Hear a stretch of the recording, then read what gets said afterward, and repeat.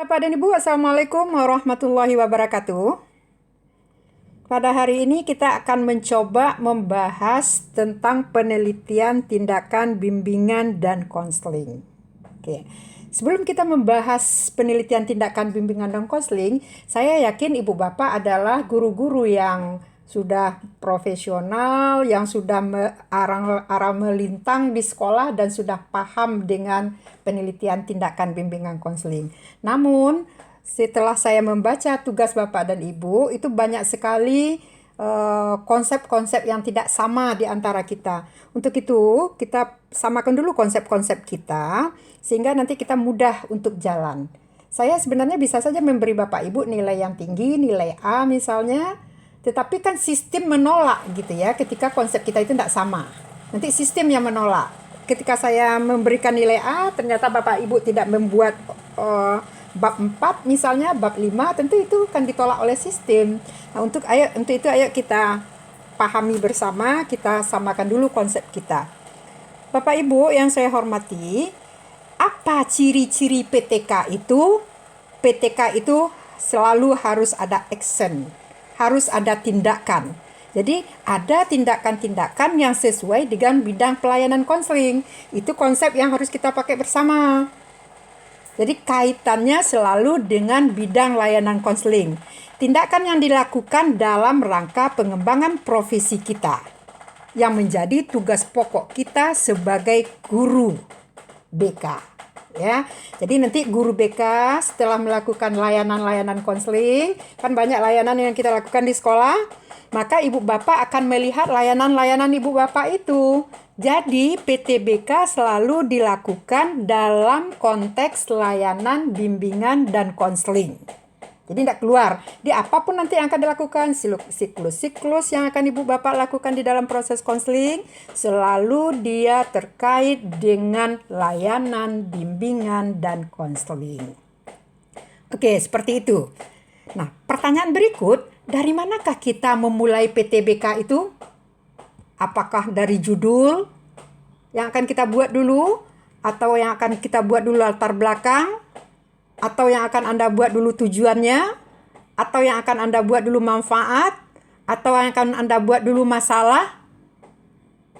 Nah, untuk itu pada hari ini ayo kita diskusikan bersama. Ini sharing informasi untuk Bapak dan Ibu.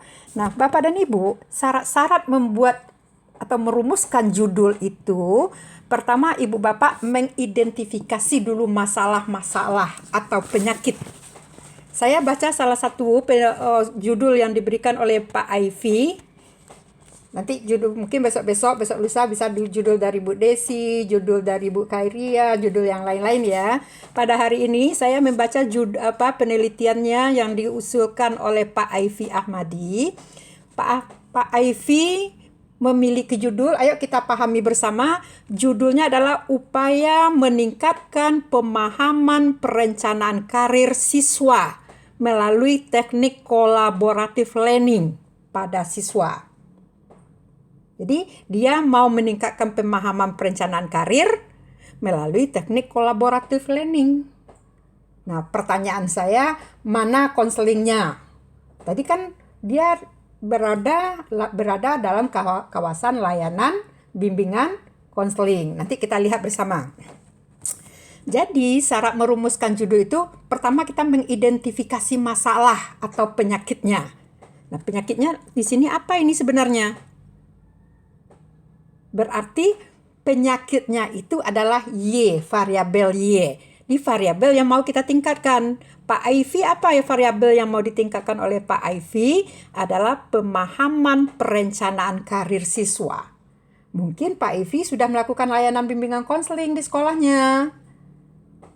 Setelah Pak Aifi melakukan layanan-layanan bimbingan konseling di sekolah, ternyata siswa masih memiliki pemahaman perencanaan karir yang rendah. Nah, untuk itu pada hari ini akan ditingkatkan oleh Pak Aifi. Dengan apa Pak Aifi meningkatkan? Dia meningkatkan dengan teknik kolaboratif learning. Teknik kolaboratif learning itu tidak layanan bimbingan konseling, tapi salah satu teknik di dalam layanan bimbingan konseling. Nah, untuk itu layanan bimbing konseling setting mana yang akan dipakai oleh Pak Aifi? setelah saya membaca-baca punyanya Pak Ivy tadi, saya berpikiran bahwa Pak Ivy itu akan memakai bimbingan konseling kelompok atau bimbingan kelompok. Jadi Pak Ivy akan memakai bimbingan kelompok dengan teknik kolaboratif learning. Mungkin maksud Pak Ivy seperti itu. Nah, jadi bagaimana kita merumuskan judul? Pertama kita mengidentifikasi masalah. Saya sudah melihat masalah yang ditampilkan oleh Pak Ivy tadi adalah meningkatkan pemahaman perencanaan karir. Di sekolahnya itu, anak-anak itu rendah pemahaman dia. Di Pak Ivy mau meningkatkan itu. Nah, meningkatkan pemahaman perencanaan karir itu menjadi variabel Y. Ini baru untuk mencari judul ya kita ya. Belum sampai nanti ke bawah 4, judul baru. Nah, setelah itu, ketika kita mau meningkatkan itu, dengan apa? Solusinya apa? Nah, solusi itu adalah X, variabel X. Nah, variabel X itu oleh Pak Ivy, dia pakai teknik kolaboratif learning. Nah, teknik kolaboratif learning yang dipakai oleh Pak Ivy itu setelah saya lihat, setelah saya pahami, ternyata mungkin itu berada dalam kawasan layanan bimbingan konseling kelompok. Jadi variabel X-nya itu apa jadinya? Solusi yang dipakai oleh Pak Ivy. Jadi solusinya layanan bimbingan kelompok. Layanan bimbingan kelompok dengan teknik kolaboratif learning. Oke, itu baru 2 langkah dalam mencari judul. Pertama, kita mengidentifikasi masalah atau penyakitnya apa. Yang kedua, kita mencarikan solusi atau obat dari yang sakit tadi. Yang ketiga, kita mengidentifikasi lokasi atau tempat. Itu kita ibaratkan dengan rumah sakitnya. Lokasinya di mana? Nah, lokasinya di kelas 12 IPA 1. Nah, itu lokasinya itu. Jadi, yang keempat, kita mengidentifikasi subjek atau konseling atau orangnya. Itu tadi kan yang menjadi orangnya itu adalah siswa. Rumah sakitnya di mana? Yang sakit lokasi tempat dia berobat itu di mana? Lokasinya itu di SMA. Nah, sehingga keempat tahapan tadi itu bisa kita rangkai menjadi sebuah judul yang benar. Oke, Bapak dan Ibu, jadi kalau kita mau mencari judul, tentu kita mencari pertama penyakitnya apa. Itu menjadi variabel Y. Nah, penyakitnya tadi adalah rendahnya pemahaman siswa tentang perencanaan karir. Itu penyakit. Lalu kalau dia sakit, diobati. Obatnya apa? Obatnya adalah bimbingan konseling kelompok dengan teknik kolaboratif learning. Itu obatnya. Di mana rumah sakitnya? Rumah sakitnya adalah SMA 1 Koto Baru. Yang sakit siapa? Yang sakit adalah siswa kelas 12 IPA 1. Nah, Anda rangkai itu menjadi sebuah kalimat yang cantik. Yang tidak lebih dari 15 suku kata.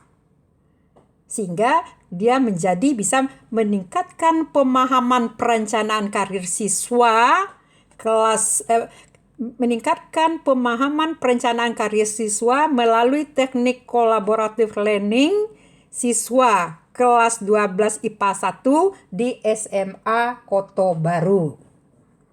Menjadi judul dia kalau sudah seperti itu. Oke, seperti itu ya. Itu baru judul.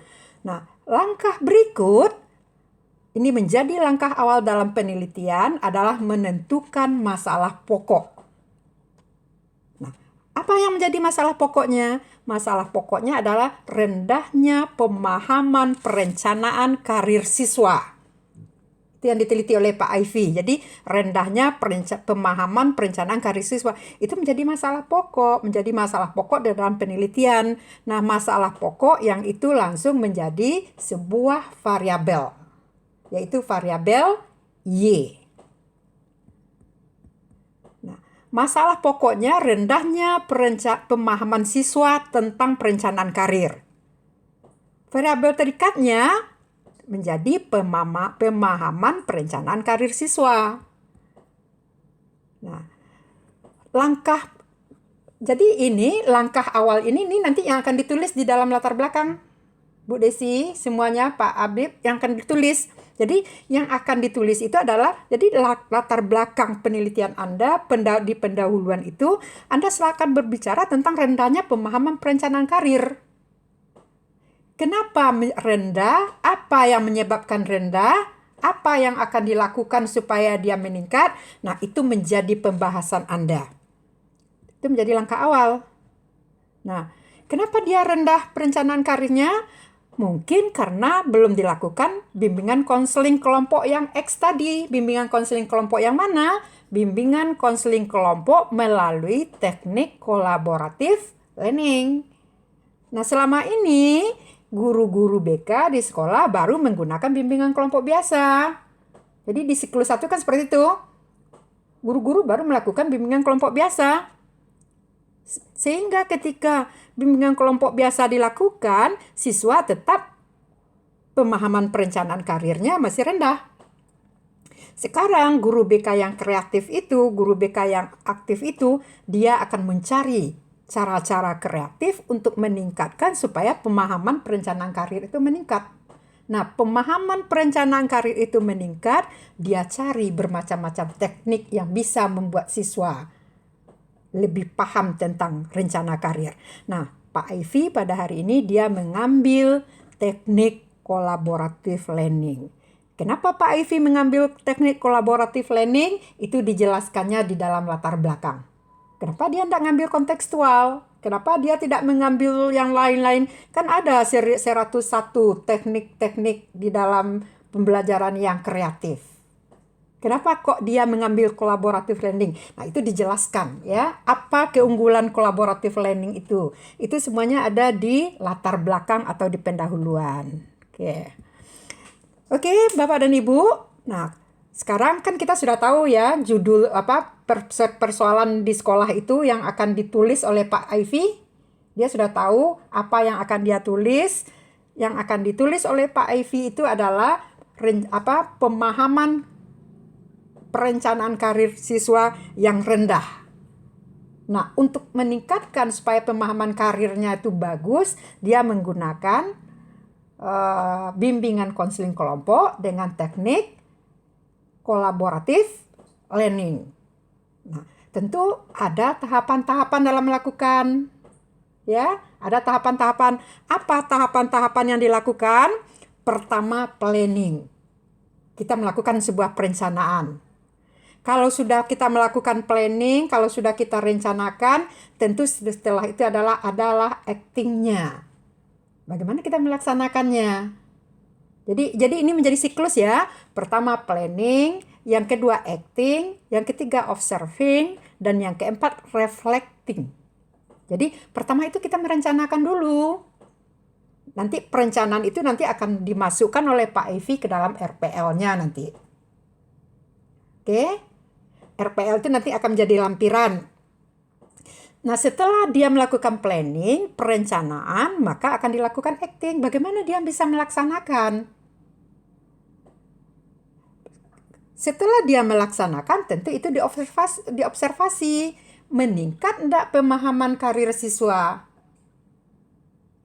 Nah, ketika dia sudah melakukan observing, maka dia reflectingkan. Ketika pemahaman karir siswa tidak meningkat, itu baru satu siklus ya. Ketika pemahaman karir siswa tidak meningkat, maka masuk ke dalam siklus yang kedua. Lakukan lagi planning, lakukan lagi acting, lakukan lagi observing, lakukan lagi reflecting. Tidak meningkat juga, masuk yang ketiga, siklus ketiga. Setelah siklus ketiga, lakukan lagi reflecting. Tidak juga bagus, lakukan siklus keempat. Sampai siklus seberapa Anda mampu. Nah, pertanyaannya sekarang ketika Anda tanya kepada saya, Bu, sampai siklus berapa sih Bu PTBK itu? Tidak bisa kita menentukan. Sampai Anda jenuh dan menurut Anda ketika layanan Anda sudah bagus dan Anda sudah anak-anaknya sudah paham, maka Anda berhenti di situ.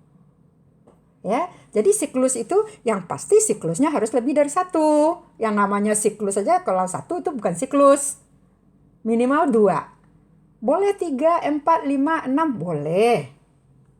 Kalau Anda belum puas. Kalau Anda sudah puas dan menurut Anda sudah sukses pelaksananya, maka Anda berhenti di situ. Nah, baik, di dalam planning, kegiatan ini mencakup bagaimana Anda mengidentifikasi masalah. Anda kan ini planning ini kan merencanakan ya.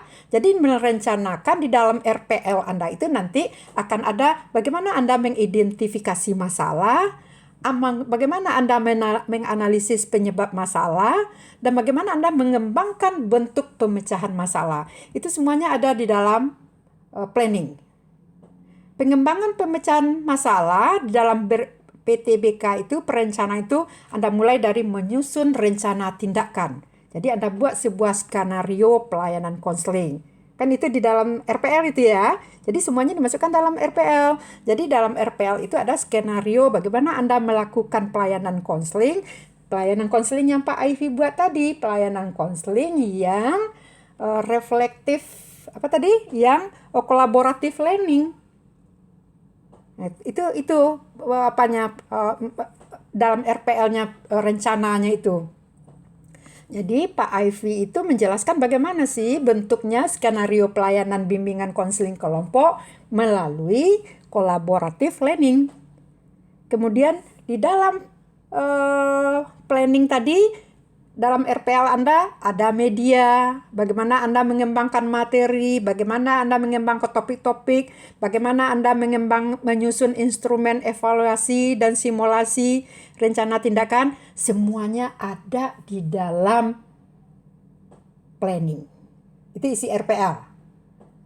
Jadi kalau nanti tanya-tanya apa isi RPL itu. Jadi tadi saya baca isi RPL-nya kemana-mana, macam-macam yang ditulis. Sementara isi RPL itu adalah skenario Anda dalam menyusun pelayanan bimbingan kelompok itu, sehingga pelayanan bimbingan kelompok yang kolaboratif, sehingga dari rencana itu nanti Anda laksanakan. Ketika Anda melaksanakan, betul-betul siswa menjadi meningkat pemahamannya. Itu planning. Oke, Anda masuk ke dalam acting. Nah, dalam PTBK, kegiatan tahap pelaksanaan tindakan adalah bagaimana Anda mengimplementasikan rencana tadi. Ya, kan ada rencana kan sudah Anda buat dalam RPL tadi. Nah, sekarang Anda pergi temui siswa. Bagaimana Anda melaksanakan itu? Apakah Anda menemui siswa, Anda melalui Google Map, Anda melalui WA, atau melalui apa gitu ya. Nah, semuanya kan sudah ada tadi dalam rencana. Kemudian setelah Anda melakukan action, Anda melakukan observing. Kegiatan ini merupakan bentuk mengamati. Berhasilkah ketika kita sudah melakukan itu? Meningkatkah pemahaman siswa? Nah, semua data-data itu Anda himpun dalam data kualitatif maupun dalam kuantitatif sesuai dengan indikator masalah yang sudah Anda tetapkan. Anda himpun itu. Kenapa? Karena data-data itu semuanya nanti akan Anda ceritakan di dalam bab 4. Jadi isi bab 4 itu menceritakan itu. Kegiatan ini dilakukan dengan cara pengamatan, wawancara, kuesioner, atau cara lain yang sesuai dengan data yang dibutuhkan. Nah, semuanya itu yang akan Anda narasikan di dalam bab 4. Jadi kalau tanya-tanya apa isi bab 4 itu, ya menarasikan semuanya apa yang sudah Anda lakukan ketika Anda melakukan action. Sampai Anda melakukan observing. Reflecting merupakan kegiatan evaluasi tentang perubahan yang terjadi.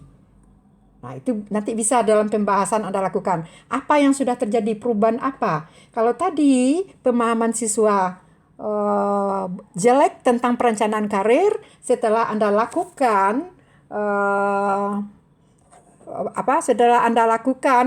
rencana Anda tadi, setelah Anda laksanakan, apakah meningkat dia?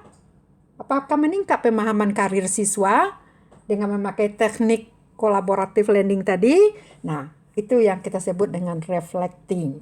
Pada kegiatan refleksi perlu ditelaah aspek-aspek mengapa, bagaimana, dan sejauh mana tindakan yang ditetapkan tadi mampu mencapai perubahan. Itu semuanya Anda tulis di bab 4. Ya, itu isi bab 4. Nah, bertolak dari refleksi itu tadi, suatu perbaikan tindakan dalam bentuk planning dapat Anda lakukan. Nah, Kemudian kita masuk ke dalam metode. Ya, metode dan instrumen. Nah, metodenya itu kan ada metode tes, ada metode non-tes. Kalau tes itu ada yang tertulis ya, tertulis, ada lisan, perbuatan, instrumen lembar jawaban. Teknik non-tes, Anda bisa pakai kuesioner, wawancara, melakukan observasi. Nah, itu menjadi metode. Metode di dalam pengumpulan data. Jadi dengan apa kita mengumpulkan data kita? Bisa dengan kuesioner. Anda punya pedoman wawancara tentang kuesioner, pedoman wawancara tentang bagaimana pedoman wawancara ketika Anda mewawancarai siswa, pedoman observasi. Nah, itu semua Anda lampirkan nanti di dalam lampiran setelah bab 4. Itulah. Jadi ini menjadi lampiran semuanya ini nanti.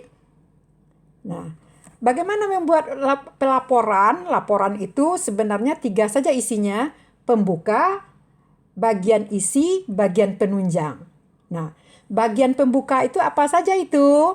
Halaman judul, halaman pengesahan. Nah, tadi saya lihat ada pengesahan yang dibuat oleh Pak Aifi bahwa saya betul-betul ini tulisan saya. Nah, pengesahan jangan sampai hanya 1 alinea saja. Prakata gitu kan. Prakata itu termasuk ucapan terima kasih ya. Terima kasih itu Pak Aifi, siapa yang sangat berperan di dalam Anda membuat penelitian itu. Jangan Anda buat dulu kepala sekolah Anda, siapa lagi banyak tadi orang tua atau siapa, tetapi siapa yang betul-betul membimbing Anda. Nah, seperti di dalam ini kan Anda tugasnya kan ketika Anda melakukan PPG. Nah, kenapa kepada orang-orang yang berperan membimbing Anda tidak ada ucapan terima kasihnya? Nah, itu diperbaiki. Tidak ada sama sekali, Anda hanya kepada teman-teman guru, kepada kepala sekolah, kepada siapa-siapa tadi, macam-macam tadi. Tapi tidak ada kepada berkaitan dengan orang-orang yang membimbing Anda di dalam PPG. Jadi jangan lupa itu ya. Sebab nanti kalau Anda macam, oh ini tidak ada hubungannya dengan PPG, tentu orang PPG akan mengatakan ini tidak ada hubungan dengan PPG. Kenapa ini dimasukkan ke PPG? Itu begitu jadi. Jadi ketika orang membaca, orang pasti akan membaca prakata itu. Orang akan membaca kata pengantar dulu sebelum isinya. Nah, kalau dalam kata pengantar itu memang tidak ada terkait dengan PPG, tentu orang, oh ini mungkin yang dilakukannya dulu, bukan yang PPG punya. Bisa saja orang berpikiran seperti itu. Kemudian di bagian pembuka itu ada halaman judul, pengesahan, prakata, daftar isi, daftar tabel, daftar gambar, lampiran, dan ada abstrak. Ya. Nah, abstrak itu setelah saya lihat punya Pak Aifi, sepertinya perlu diperbaiki. Sebenarnya dalam isi abstrak itu, Pak Aifi tidak perlu cerita panjang macam-macam. Pak Aifi tadi ceritanya macam-macam yang orang sudah tahu. Pendidikan adalah bla bla bla, bimbingan konseling bla bla bla, perencanaan karir bla bla bla. Orang dah tahu tentang itu. Yang sekarang yang ditulis itu yang orang belum tahu. Itu yang isi abstrak. Yang orang belum tahu itu apa? Penelitian ini dilatar belakangi oleh apa, oleh apa. Orang nggak tahu itu. Masalah yang muncul adalah itu yang sakit tadi. Apa penyakitnya tadi? Ditulis itu. Masalah yang muncul. Jadi tidak usah bicara perencanaan karir adalah bla bla bla bla. Nggak itu isinya dalam latar belakang. Sebab semua orang udah tahu. Semua orang. Jadi jangan bicara tentang orang yang sudah tahu. Tapi bicara tentang penelitian Anda. Penelitian Anda mau apa? Kenapa kok Anda ambil judul itu? Apa yang melatar belakangi Anda? Oke, itu. Jadi sebenarnya masalahnya apa? Setelah saya melakukan layanan bimbingan konseling di sekolah dengan pendekatan bimbingan konseling kelompok, ternyata siswa masih banyak yang tidak paham tentang perencanaan karir. Sekian persen dari data-data yang Anda punya, siswa sama sekali tidak memahami. Nah, untuk itu saya berkesimpulan pemahaman siswa tentang perencanaan karir itu sangat rendah. Nah, pada hari ini saya mau meningkatkan. Dengan apa Anda meningkatkan? Dengan teknik kolaboratif planning. Itu isinya, alinea pertama itu. Alinea kedua itu tujuan penelitian. Tujuan yang akan Anda capai itu apa? Di dalam tujuan itu metodenya apa? Alinea ketiga itu baru hasilnya. Hasilnya seperti apa? Nah, hasil penelitian dia selalu akan merujuk kepada tujuan. Jadi antara hasil dan tujuan itu harus seiring. Alinea keempat, saran-saran Anda apa? Boleh saran terhadap guru yang punya masalah yang sama dengan Anda, atau ke siapa Anda menyarankan. Itu di dalam abstraknya Pak Ivy yang perlu diperbaiki. Oke. Pendahuluan, isi dari pendahuluan itu adalah latar belakang masalah. Kemudian bagaimana Anda merumuskan masalah itu? Kemudian apa tujuan penelitian Anda? Kemudian apa manfaat penelitian? Nah, bab 2 itu adalah landasan teoritis dan hipotesis. Landasan teorinya apa? Nah, kalau tadi berbicara tentang berbicara tentang pemahaman perencanaan karir, tentu landasan teorinya adalah pemahaman perencanaan karir. Tidak boleh keluar dari pemahaman perencanaan karir. Jangan kemana-mana. Pak Ivy kemana-mana dia. Ke bimbingan konseling, ke macam-macam dia tadi saya baca. Lah sudah 14 lembar saya membaca, belum masuk dia kepada perencanaan karir. Nah, sementara yang perlu dibahas itu, karena judulnya meningkatkan pemahaman karir, sekarang dibahas tentang perencanaan karir. Bagaimana pemahaman siswa tentang perencanaan karir? Bagaimana cara meningkatkannya? Nah, yang kedua itu cara meningkatkan. Cara meningkatkan itu melalui apa? Melalui layanan bimbingan kelompok dengan teknik kolaboratif. Jadi, sudah ada dua aspek di dalam landasan teoritis. Yang pertama, pemahaman perencanaan karir. Yang kedua, bimbingan konseling kelompok melalui teknik kolaboratif. Yang ketiga, kaitan keunggulan bimbingan kelompok teknik kolaboratif itu untuk meningkatkan pemahaman siswa tentang perencanaan karir. Jadi tiga itu menjadi penting di dalam landasan teori. Itu yang menjadi hal-hal pokok. Jadi jangan kemana-mana. Jadi penelitian-penelitian yang relevan itu yang nomor 3 itu. Penelitian Seanu mengatakan, penelitian Yeni Carnelli mengatakan bahwa teknik bimbingan kelompok dengan teknik kolaboratif itu betul-betul bisa meningkatkan pemahaman siswa. Selanjutnya Desi Pramita mengatakan bla bla bla bla. Kemudian penelitian Abib tahun sekian-sekian mengatakan gini. Jadi itulah yang kita sebut dengan penelitian-penelitian yang relevan. Oke saudara, seperti itu bab 3, isi bab 3. Nah, bab 4, metode penelitian. Di dalam metode penelitian itu, apa yang ada dalam metode penelitian? Pertama, setting penelitian.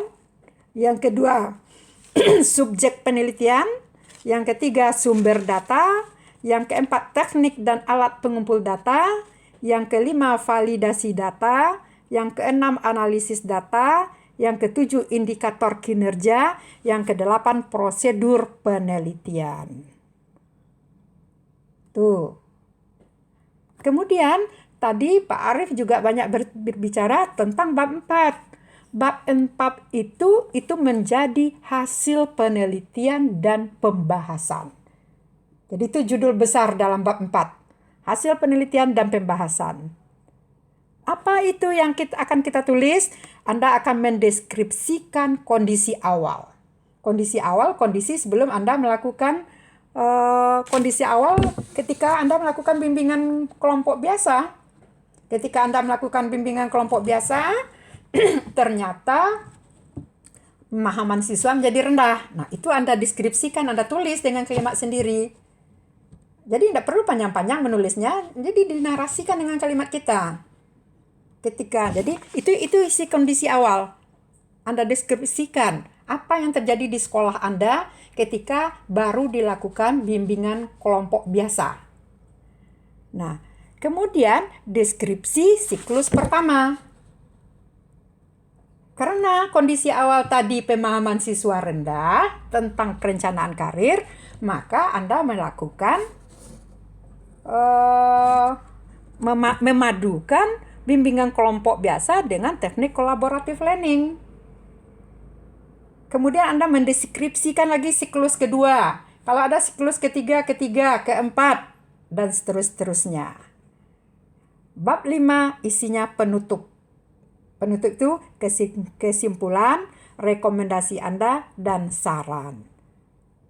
Bagian penunjang itu isinya daftar pustaka. Daftar pustaka itu upayakan yang 5 tahun terakhir.